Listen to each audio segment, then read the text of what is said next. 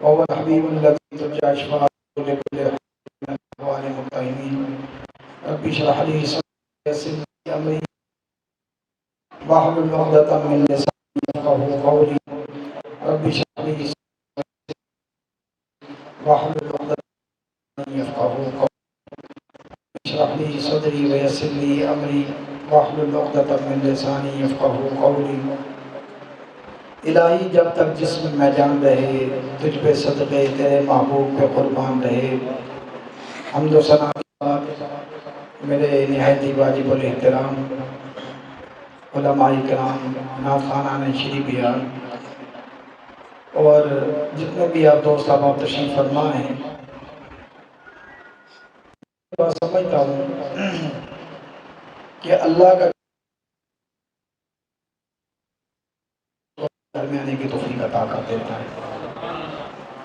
ورنہ پڑے ہزاروں لوگ بیٹھے ہیں، جس کے اوپر اللہ راضی ہوتا ہے جب وہ اپنا فضل کرتا ہے تو اس کو اللہ دین میں سمجھ عطا فرما دیتا ہے.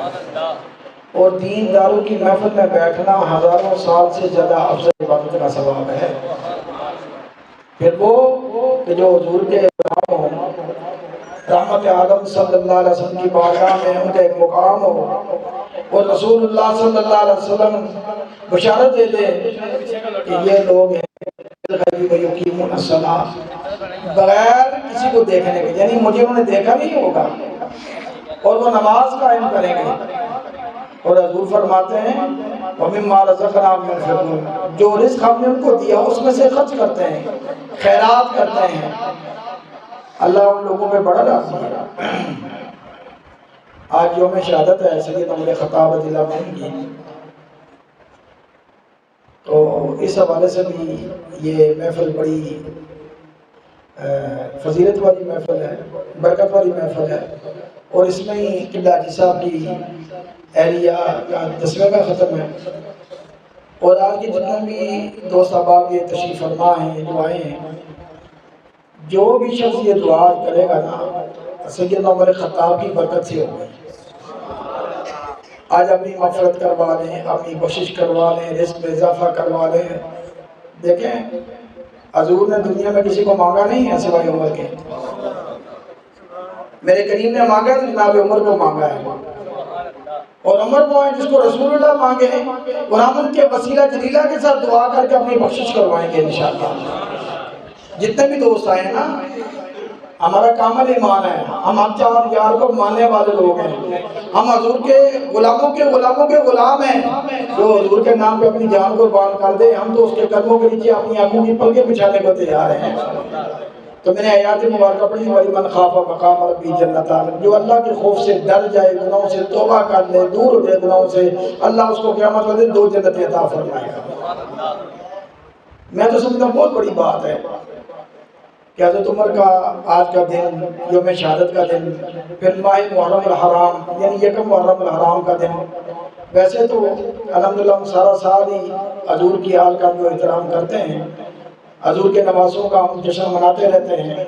کریم آقا صلی اللہ علیہ وسلم جیسے محبت فرماتے تھے، اس کا نام حسین تھا، اس کا نام حسن مجتبیٰ تھا. جی وہ اپنی بیٹی جناب سیدہ طیبہ طاہرہ عابدہ زاہدہ جناب فاطمہ سے محبت فرماتے تھے.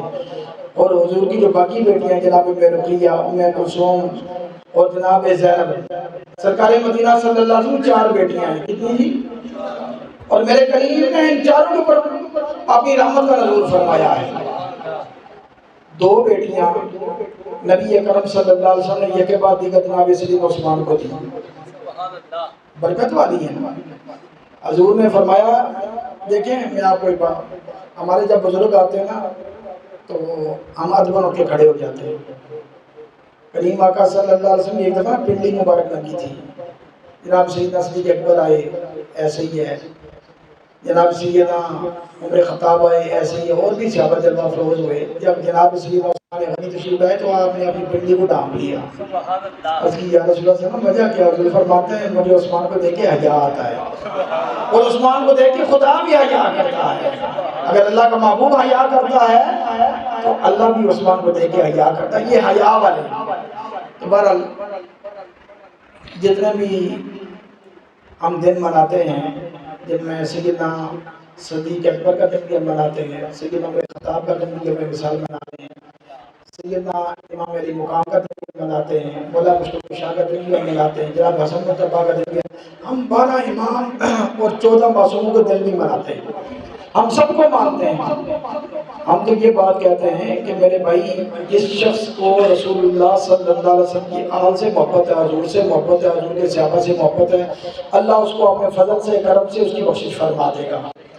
اور میری درخواست ہے کیونکہ خطاب مولانا رضوان احمد صاحب نے کرنا ہے، میں تو ویسے حاضری لگوانے کے لیے آتا ہوں۔ دوسری میری درخواست ہے کہ جب محفل میں تشریف رکھیں نا، جب آئیں تو اپنے سروں کو ڈھانپ کے رکھا کریں۔ یہ ننگے سر اچھی بات نہیں ہے۔ کسی ایس ایچ او بلا لے آپ کو تھانے میں، S P D S P بلا لے، ہم کپڑے صاف پہن کے جاتے ہیں، اس کے لحاظ سے مکمل تیار ہو کے جاتے ہیں، تو اللہ کی بارگاہ میں جب جاتے ہیں تو بے ادبی سے ہم بیٹھ جاتے ہیں۔ میں آپ کو برا نہیں کہہ رہا، میں یہ بات بتا رہا ہوں کہ یہ ادب کا حصہ ہے، اپنے سر کو ڈھانپ کے بیٹھو۔ یہ اللہ کی بارگاہ میں آپ بیٹھے ہوئے ہیں، اور آج جس مالک نے آپ کی بخشش کرنی ہے نا، آپ اس کی بارگاہ میں بیٹھے ہوئے ہیں۔ یہ دنیا کے 4 ایسے گزر جانے ہیں۔ سب سے پوچھیں کہ کتنا ان کی بیگم ان کے ساتھ رفاقت رہی ہے، آخر ایک دن ایسا آیا ہے کہ ایک کو جانا ہی پڑا۔ یہ جو جدائی ہے نا، یہ بڑی عجیب چیز ہے، انسان کو ہلا کے رکھ دیتی ہے۔ دعا کریں اللہ کسی کے ساتھ کو جدا نہ کرے، یہ بڑی برکت والی بات ہے۔ حاجی صاحب کو اللہ لمبی عمر عطا فرمائے اور ایمان والی زندگی اللہ عطا فرمائے۔ مسجد کے جتنے بھی اراکین ہیں، ممبران حضرات ہیں، ان کا تعلق جو مسجد کے ساتھ ہے، بالخصوص جو علماء سے اظہار محبت فرماتے ہیں، یہ بہت بڑی کاوش ہے، اور یہ آپ حضرات کی مہربانی ہے جو آپ نمازیں پڑھنے آتے ہیں۔ کل ایک مولوی کچھ کر سکتے ہیں؟ عوام کے ساتھ اس کا برم رہتا ہے۔ ایک بندہ کچھ بھی نہیں ہے، 2 ہوتے تو 11 ہو جاتے ہیں۔ تو میری درخواست آپ حضرات سے کہ مسجد میں آئیں تو باوضو ہو کے آیا کریں، اور اپنے سر کو ڈھانپ کے آیا کریں، اور پوری تیاری کے ساتھ آیا کریں، تاکہ اللہ آپ کا آنا یہاں قبول فرما لے۔ اللہ میری محبت کی توفیق عطا فرمائے۔